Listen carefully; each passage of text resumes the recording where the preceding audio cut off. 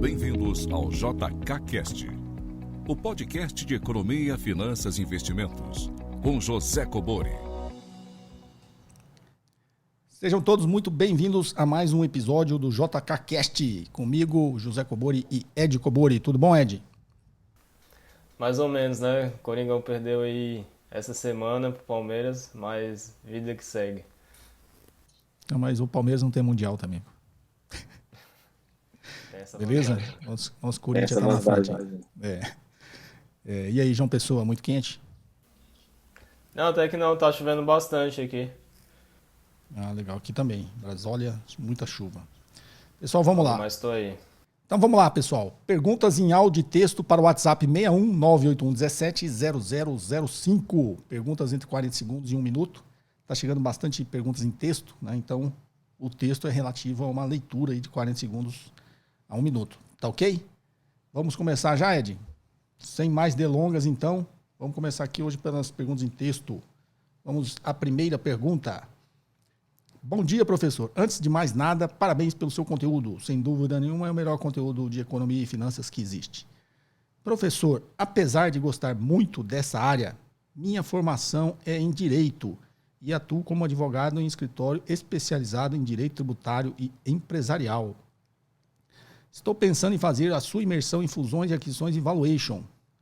O senhor acredita que agrega na minha profissão? Eu consigo acompanhar a imersão? Desculpe, sei da sua didática para ensinar, mas me parece um tema complexo. Paulo Alexandre, de São Paulo. Então vamos lá. Paulo Alexandre, na realidade, inclusive vários advogados já estão inscritos aqui na imersão, né?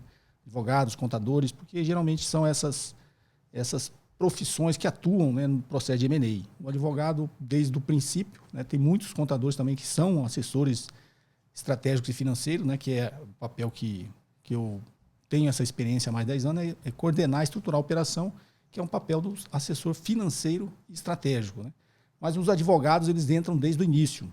Então, quando você começa uma operação, o seu cliente, seja ele no sell side, no buy side, ele já tem ali contratado um escritório especializado em M&A, em direito empresarial, direito societário, e esses advogados começam a acompanhar desde o início, porque desde o início o processo é todo documentado, né? Tudo que se negocia, eles são traduzidos nos documentos, então a documentação acompanha todo o processo. Obviamente, uma documentação serve para você se proteger, né? Proteger o seu cliente e garantir, né, que tudo aquilo que foi negociado sob o ponto de vista operacional, econômico, ele seja traduzido nesses documentos, tá? Então, desde o acordo de confidencialidade, né, o NDA, na realidade quem prepara é um advogado, né, o Infomemo, o advogado sempre vai ter que, por mais operacional e econômico que ele seja, o advogado tem que dar a sua revisão, né, uma carta de intenções, um memorando de entendimentos, né, a parte do diligence, aí é eles mesmos que entram fortemente, né, os advogados e os escritórios aí de auditoria, né, de contabilidade e financeiro, que é a due diligence das Big Four, né? A Ernst Young, a Price, a Deloitte, a KPMG. Então esse time está sempre ali e finalmente, principalmente, né, nos acordos finais, as assinaturas, as negociações do que foi encontrado na due diligence e as assinaturas dos acordos finais, que é o SPA, né, que é o contrato de compra e venda. Então, o advogado ele acompanha todo o processo, né? Os advogados que atuam em direito empresarial, Paulo Alexandre, eles costumam, na realidade, se especializar, né, sob o ponto de vista das finanças, tá? Eu, inclusive, acho que eu já comentei aqui, eu dava essa disciplina, né, de fusões e aquisições no MBA de finanças e no MBA executivo, que é o de gestão de negócios. E aí, o pessoal do LLM em direito empresarial, eles pediram para que mudasse a disciplina deles de fusões e aquisições sob o ponto de vista jurídico, do ponto de vista econômico, porque eles achavam que aquilo ali ia agregar bastante. E é uma verdade, tá? Tem muitos advogados que fazem isso. Eles se especializam, né, em M&A, se especializam porque a linguagem, né, que é conversada numa operação de M&A é a linguagem das finanças. E os empresários, né, para quem atua em direito empresarial, o advogado tem que saber essa linguagem de finanças, porque o empresário ele não conversa sob o ponto de vista jurídico, até por isso ele precisa, né, da assessoria jurídica, ele conversa sob o ponto de vista das finanças. E o advogado que está atuando nessa área, é bom que ele tenha essa visão, né? Porque ele fala a mesma língua do seu cliente, tá? Então, uma operação de M&A, Paulo, o advogado é super importante. E o advogado que atua em M&A, ele precisa ter esse conhecimento, precisa ter essa visão econômica, né, de um processo de fusões e aquisições. Então, essa imersão minha foi montada, obviamente, para quem quer atuar em qualquer uma das 3 posições. Né? Você quer atuar como assessor estratégico financeiro, você tem, desde o início, toda a parte de coordenação, estruturação da operação, né, até os acordos finais e até o pós-fusão, né, pós-aquisição. Os contadores também e os advogados. Né? Ele foi montado de uma forma que você acha que é complexo. O pessoal romantiza, porque realmente é uma coisa... não é o grande público que entende, né, como funciona a operação de fusões e aquisições. Ele tem um certo glamour, né? Você está, afinal, comprando ou vendendo uma empresa inteira. E aí as pessoas acabam achando que é mais complexo do que parece. Né? O que eu vou ensinar na imersão é justamente isso, né? Que tem a sua complexidade, mas não é difícil de se aprender. Na verdade, é até bem simples, dependendo sob o ponto de vista que você aprende, que é o que eu vou tentar transmitir sob o ponto de vista prático, né? Com os estudos de casos reais, com os documentos reais, com as planilhas reais. Então, Paulo, sem fazer esse discurso vendedor, né? Mas defendendo o meu peixe, se você quiser, eu vou pedir, manda seu e-mail, eu vou pedir o pessoal passar mais informações para você poder tirar todas as suas dúvidas, tá ok? Espero vê-lo aqui na nossa imersão, que começa agora dia 31 de março, vai até o dia 3 de abril. Vai ser aqui na minha casa, almoço, todos os dias vamos almoçar juntos aqui em casa, até o domingo, que vai ter um almoço de encerramento. Espero que vocês comemorando esse novo conhecimento. Tá ok? O Ed vai estar aqui também. Ed, quer dar alguma palavrinha? Não, só lembrei aqui, né, que teve um seriado aí que eu fui meio fanático, inclusive terminei recentemente, né, tem 9 temporadas, que é o Suits, tem no Netflix, tem vários episódios, né, que eles fazem justamente essa parte de assessoria jurídica, né, para os empresários lá que estão fazendo uma fusão e aquisição, né, seja lá do lado do buy side ou do sell side. Então é até interessante, né, que lá você vê o papel do advogado fazendo essas intermediações na hora que o cliente dele, né, precisa fazer aí alguma reorganização societária. Legal, é verdade. Suits do Harvey Specter, né? Exato. As primeiras temporadas eu assisti todas, mas depois eu parei de assistir. Mas ali ele fazia um papel meio que de tudo, né? Era um advogado especializado nisso. Em algum momento você nota que, inclusive, ele que coordena, né, a operação, inclusive sob o ponto de vista econômico, né, da negociação, dos valores. É um seriado mesmo legal para quem está nessa área aí. Beleza? Vamos à próxima. Olá, mestre. Aqui quem fala é Paulo de Salvador. Na bolsa existe uma divisão entre papéis blue chips e small caps. Só existe essa divisão ou existem empresas que não se encaixam nessa divisão? Forte abraço. Ed, vou pedir para você responder essa das blue chips e das small caps. Vamos lá? Vamos lá, Paulo. Então, até onde eu sei, não existe uma categoria oficial, né, dessa divisão. O próprio mercado, os investidores, os analistas, eles fazem essa separação em grupos, em classes. E o principal deles é justamente esse que você falou, né, que são as blue chips e as small caps. Então, para traduzir aí o que são elas, né, blue chips são as fichas azuis e as small caps são as empresas de pequena capitalização, né, aquelas empresas menores. E por que o nome, né, blue chip aí dessa outra categoria? Que para quem gosta de poker, a ficha azul, ela é a ficha mais valiosa, né? Então, basicamente, ela acaba se assemelhando às empresas já mais consolidadas, líderes de mercado, que já existem há vários anos, né? Tem um histórico de entrega de resultados. Então, o mercado gosta muito de fazer essa quebra em dois, ou seja, vão ter aquelas empresas mais consolidadas, né, que elas já têm um perfil ali mais de distribuição de dividendos, e tem aquelas empresas que estão começando agora, tem seus 5, 10 anos, que ela ainda tem muito potencial de crescimento, e aí por isso, né, os investidores eles olham mais o potencial ali de valorização das suas ações. Então, basicamente, existe isso, não tem um valor exato, né, de mercado para separar o que é blue chip e o que é small cap, é mais para essas características que eu citei. Eu já vi analistas usando 2 bi de valor de mercado para separar, 4 bi, 5 bi. Então não existe um valor exatamente que você vai separar entre um e outro, mas você consegue, a partir da fase ali que a empresa está, né, o seu estágio, identificar se ela vai estar mais para dentro, né, do grupo de blue chips ou se ela ainda vai estar ali na parte de small caps. Mas essa não é a única separação, existe também, né, o pessoal fala de large caps, middle caps, né, seria uma forma também de separar as small caps. Então, as blue chips seriam as large caps, né, as empresas de grande capitalização de mercado. E aí tem outras categorias. Hoje em dia muito se fala, né, do value e do growth, então aquelas empresas de valor e as empresas de alto crescimento. Tem a famosa velha economia, a nova economia. Então, a velha economia é aquelas empresas que lidam com commodities, com energia elétrica, com saneamento básico. E as empresas de nova economia são as empresas aí de e-commerce, empresas de tecnologia. Então, basicamente, né, são ali as startups. Então, dependendo da onde você está olhando, né, da fonte, vai ter diversas categorias. Inclusive, tem uma, não me recordo qual que foi o curso que eu assisti do professor, que ele separa lá pela classificação do Peter Lynch, né, que ele coloca em 6 categorias e não só esse ou um ou outro, né, que geralmente o mercado ele coloca. Então lá da categoria de Peter Lynch tem as ações de crescimento lento, tem as ações desconfiáveis, ações de crescimento rápido, as ações cíclicas, ações de recuperação, ações de ativos ocultos. Então isso também vai depender da pessoa, né, que você estuda. Dependendo ali, aquela pessoa de renome, ela gosta de separar de um jeito, o mercado gosta de separar outro. Então não existe uma única definição, né? Dependendo da fonte de onde você estudou, você pode ver elas dessa forma. Mas para facilitar aí esse entendimento de todos esses exemplos, né, que eu trouxe aqui, basicamente, né, em resumo, vai ter 2 tipos de empresas. Aquela que você vai poder ganhar na valorização do seu capital, ou seja, você comprou a ação a 10, ela vai virar 20, 30, 40, ou você vai comprar aquela empresa que ela vai ficar estável, né, ao longo do tempo, mas ela vai ficar te pagando ali dividendos, juros sobre capital próprio, vai te dar bonificação de ações, né? Então basicamente você vai ganhar em outra vertente. Então basicamente, né, quando você está querendo, às vezes até fazer uma filtragem de análise, você vai pegar dentro desse espectro, né? Então, essa empresa ela vai ter mais um potencial de crescimento, tem mais potencial de distribuir os dividendos para mim.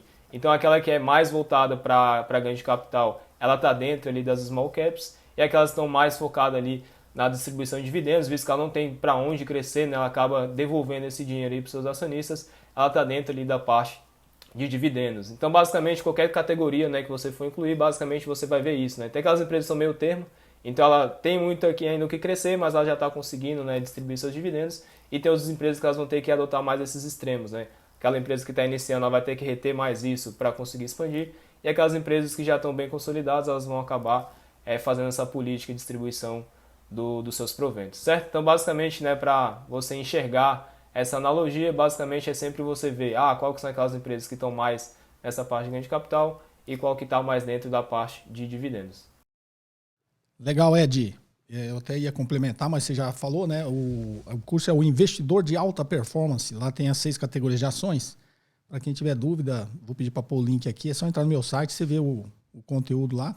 Teoricamente, você nem precisa fazer o curso, né? Você vê o conteúdo, você vai ver as separações lá das ações, tá? Empresas confiáveis, empresas de alto crescimento, empresas em recuperação. Então, tem as categorias, como disse o Ed, depende do seu objetivo, né? Como é que você está querendo enxergar e analisar as empresas, tá? Porque existem várias formas de você fazer uma divisão, né? Tá ok? Então, vamos lá. Vamos à próxima. Boa tarde, professor. Me chamo Rafael e falo de Rio Pomba, Minas Gerais. Recentemente deparei com um artigo americano que menciona algo sobre anomalia beta, mas não compreendi como uma ação com beta maior que 1 pode gerar retornos menores que ações com beta menor do que 1, visto que pelo modelo CAPM estaríamos exigindo mais retorno do prêmio de risco. O senhor pode me esclarecer melhor essa anomalia? E seria por esse motivo que o Damodaran recomenda recalcular o WACC, o WACC, considerando o beta como 1 para o fluxo de caixa na perpetuidade? Desculpa a pergunta muito técnica. Um forte abraço. Obrigado pelo excelente trabalho. Então vamos lá, é o Rafael, de Rio Pomba, Minas Gerais. Rafael, deixa eu te explicar. Vamos lá. Primeiro, começando pelo final. Você usa o beta 1 para perpetuidade, porque o próprio nome diz, né? O valor da perpetuidade, gente, na precificação da empresa, ele tem um peso quase de 90, depende de quantos fluxos você está projetando no valor da empresa. Então, qualquer coisa que se altere na perpetuidade vai alterar muito o valor da empresa, tá? Então, utiliza um beta igual a 1, qual que é a lógica disso? Porque na perpetuidade, imagina, nos próximos 40, 50 anos, a tendência é que se essa empresa, obviamente, ficar viva, ela vai estar na média do mercado, né? Ela, em algum momento, ela vai sempre convergir para a média do mercado, tá? Por isso que ele manda usar o beta igual a 1, tá ok? Quando você fala anomalia beta, o que é anomalia beta para colocar todo mundo aqui na mesma página, né?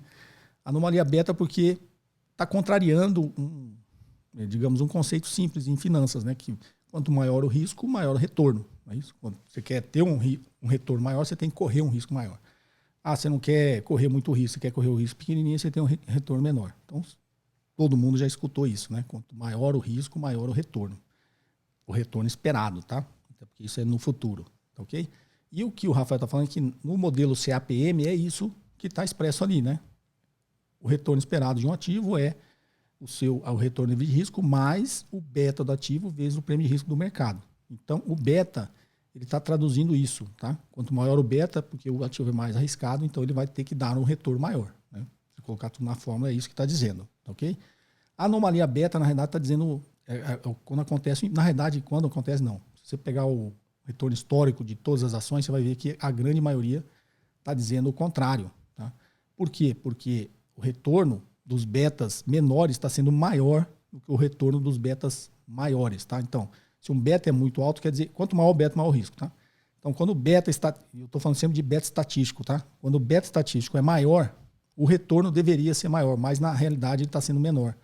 E quando o beta estatístico é menor, o retorno deveria ser menor, na realidade está sendo maior, tá? Então, isso é uma anomalia. Por que isso acontece? Primeiro que é estatístico, tá? Estatística é dados passados. Você está pegando uma série passada e está plotando lá e achando um beta. As empresas, o mercado e a economia muda constantemente, tá? Então aquilo não expressa muito o que você está olhando, inclusive quando você usa, né, o fluxo de caixa na perpetuidade. Por isso talvez o Damodaran ajustou tudo para 1. Né? Então você vai projetar uma empresa com crescimento nos próximos 3 anos só, vai ter pouco impacto esse beta estatístico que você está usando. Tá? Mas para o final eu falo porque ninguém usa o beta estatístico. Tá ok? Então, quando você pega o retorno passado, por quê? Porque as empresas mudam. Né? Você pega a empresa lá de trás, acontece igual as grandes crises, né? A grande volatilidade do mercado, que é quando o beta fica muito volátil. O que acontece? As empresas menores, né? E teoricamente piores, elas vão desaparecer, elas vão falir, vão fechar. E as empresas maiores, elas tendem, depois de uma crise, a estar bem mais fortes na frente, porque essas empresas quebram, acaba deixando o mercado. Né? E as empresas, por isso que, de novo, eu sempre cito esse vídeo. Tem um vídeo no meu canal que chama Ações em Tempos de Crise. As empresas que passam pela crise são aquelas empresas com uma forte posição de caixa, né, com bons índices de liquidez, todos os parâmetros, contrariando até, né, a teoria da estrutura ótima de capital, né, porque para ele estar com essa posição, ele não está certinho ali na sua estrutura ótima de capital, mas quando vem uma crise são as empresas que sobrevivem, né, têm mais condições de sobreviver. Então, isso aí também altera. Isso distorce o resultado quando você olha uma série muito longa, né? Porque a empresa, digamos, você está olhando a das empresas com os betas menores, que são as empresas teoricamente maiores, mais estáveis, né? Mais confiáveis, mais maduras. Então ela tem um beta menor. Quando vem uma grande volatilidade de uma crise, a tendência é que ela continue depois da crise. E as que tinham um beta maior, que são as empresas pequenas, talvez piores, numa crise são as empresas que quebram. Né? Então quando você pega toda essa gama de dados, informações, bate no notificador lá e tira um resultado de uma pesquisa, você vai ver que as empresas com beta menor tiveram um retorno maior. É isso que está dizendo a anomalia beta. Não sei se ficou muito complicado, porque realmente é muito técnica essa pergunta.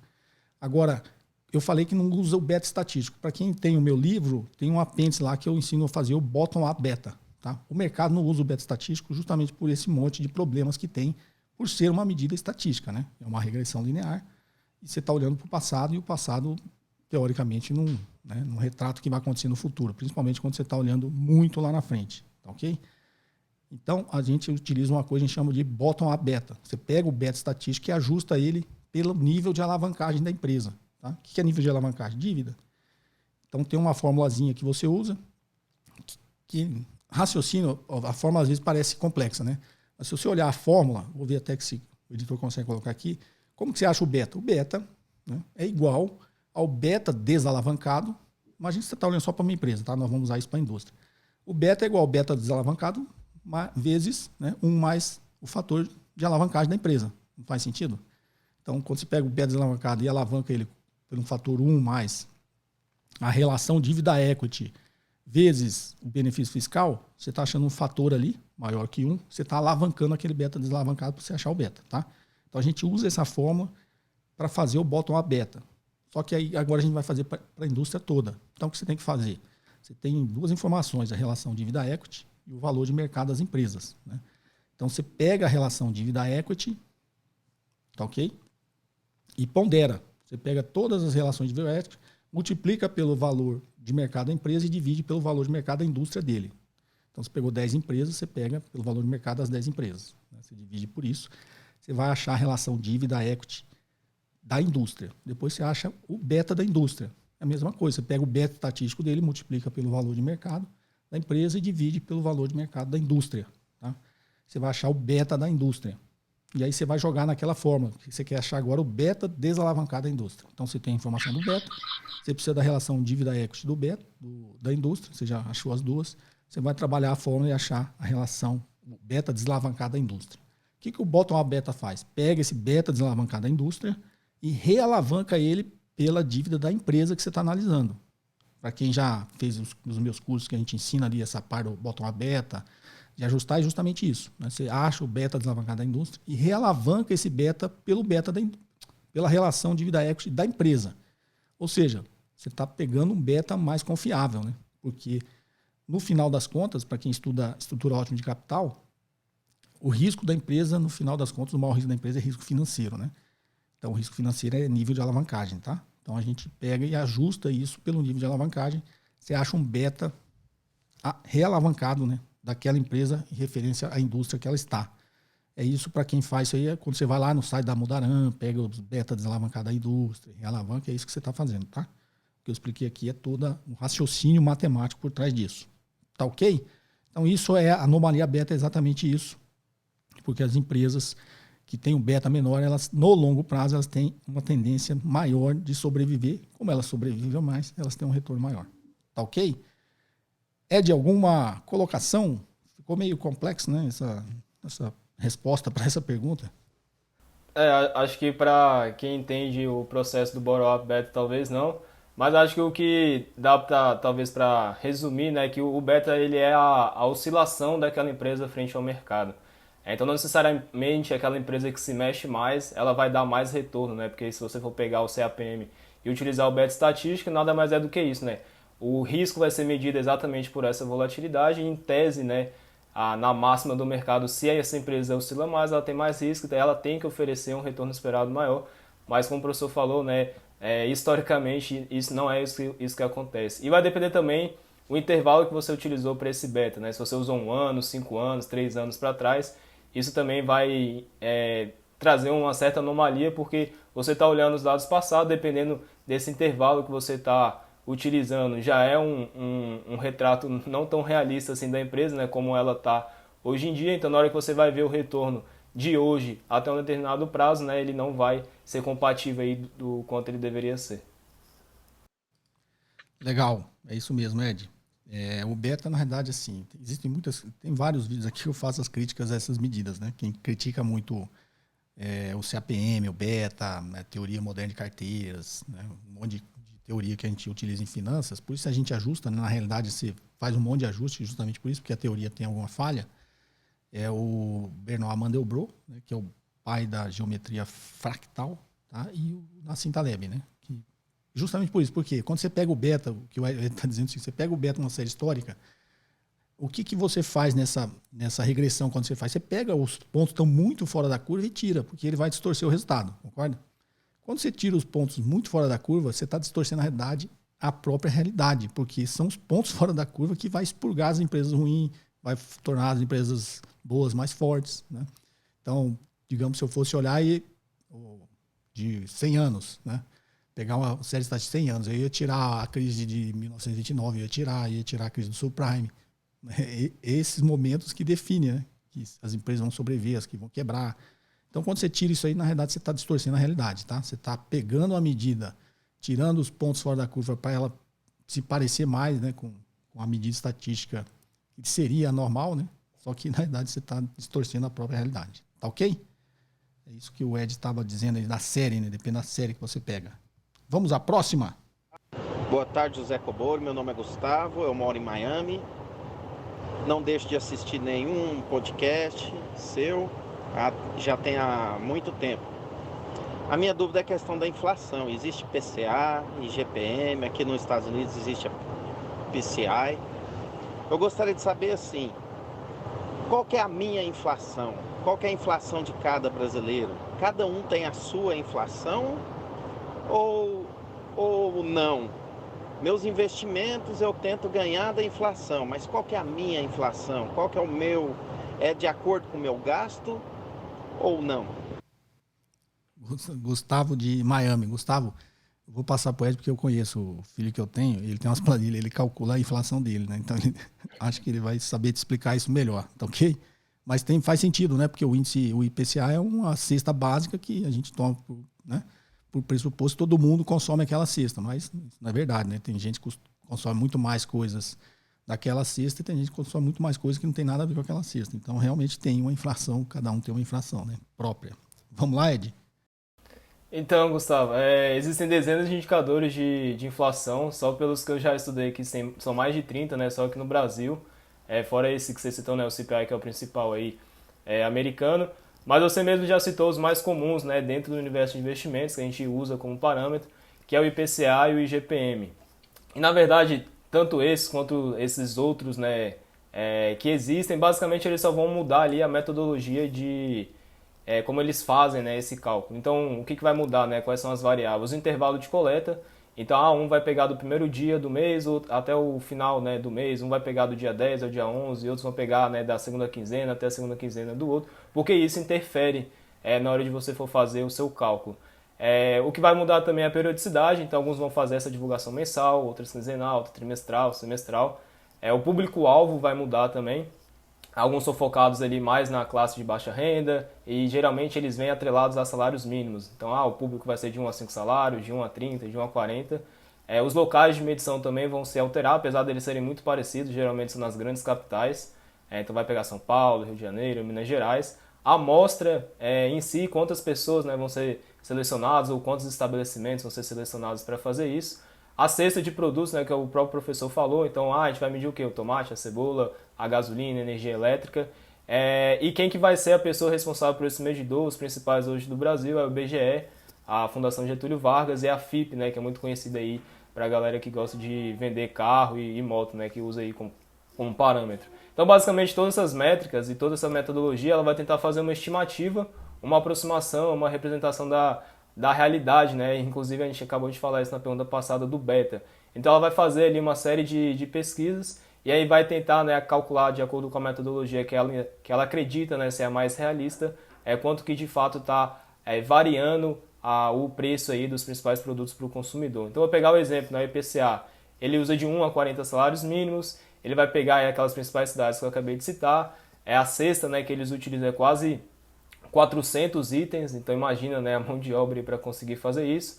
E aí ele vai dar um peso, né, de acordo com a representatividade da média, né, do brasileiro. Então, o maior peso vai ser moradia, alimentação, transporte, que acaba se retratando a nossa realidade, geralmente, né, na maior parte das pessoas tem esses maiores pesos dessas principais classes de consumo. E aí eles vão fazer uma média ponderada. Então vamos supor, a moradia é 40%, a alimentação é 30%.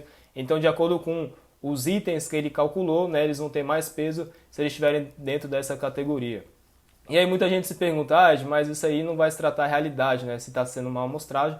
Mas estatisticamente é quase impossível, né, você calcular toda a população, né, quando a gente está falando população aqui no significado estatístico, porque vai sair muito caro. Imagina, né, você pesquisar todos os supermercados, todos os postos de gasolina do Brasil inteiro, ia se tornar muito demorado e estatisticamente, né, isso não ia mudar tanto o resultado. Então você ia tentar fazer um negócio ali com a amostragem total, mas no final o resultado não ia ser tão diferente, né? Por isso que existem aqueles erros estimados.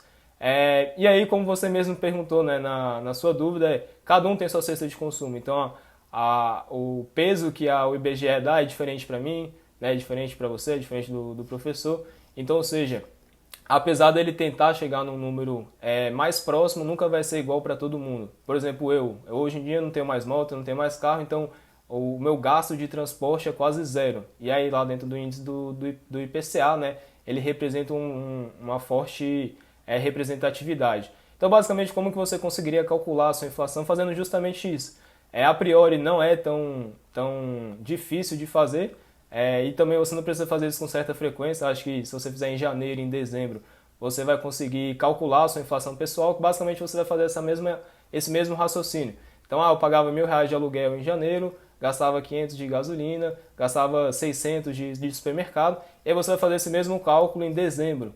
Então, quanto que meu aluguel está agora? Tá 1.200, estou gastando 600 de gasolina, estou gastando 1.000 de alimentação. Então, ou seja, a sua inflação vai ser justamente isso, você fazer uma média ponderada de acordo com os seus maiores consumos e quanto eles oscilaram, né, de um tempo para outro. Qual que é a desvantagem de você fazer isso? Primeiro, que muita gente não tem paciência ou não sabe, né, quanto de fato vai gastar. E aqui a ideia, né, o professor falou que eu faço a minha própria, eu não faço milimetricamente igual o IPCA, né, o IBGE ir lá, ver o tomate, a cebola, não. Eu pego no meu contexto geral, quanto que eu gasto em média aqui de lazer, quanto que eu gasto em média de supermercado, e aí lá no final do ano eu vejo, né, se isso aumentou ou diminuiu, e aí você consegue de fato calcular a sua inflação pessoal. Né? Então basicamente, em janeiro eu gastava 5.000 para viver, e em dezembro eu estou gastando 10.000 para viver, ou seja, a sua inflação dobrou, né? Agora, para você ter o mesmo poder de compra, você ter a mesma qualidade de vida, você está precisando do dobro do que você precisava no começo do ano. Mas isso é muito preciosismo, até porque uma das desvantagens também de você fazer esse cálculo é que você não vai ter uma base de dados para você fazer isso, né? Então, Ed, gostei aí da sua indicação, vou fazer a minha inflação pessoal hoje. Mas aí se você investe há 5 anos, como que você vai fazer, né, esse ajuste da sua rentabilidade dos outros 5 anos que você não mapeou esses seus gastos? Então talvez faz sentido daqui para frente, mas a vantagem, né, do IBGE, da Fundação Getúlio Vargas, da FIP, que eles têm esses dados facilmente encontrados na internet e o mercado gosta de utilizar, né, porque ele acaba retratando um pouco da realidade ou a média ali da inflação e acaba que eles fazem esse trabalho para a gente, né, a gente não precisa fazer isso manualmente. Então minha dica para você caso você queira fazer, né, não é tão difícil, mas acaba que tem essa desvantagem se você precisar de um dado, né, uma base passada, você não vai conseguir ter justamente porque você começou, né, a fazer esse mapeamento hoje. Mas basicamente, se você quiser saber como que está a sua inflação, você vai fazer aí exatamente como o BGE de uma forma um pouco mais simples.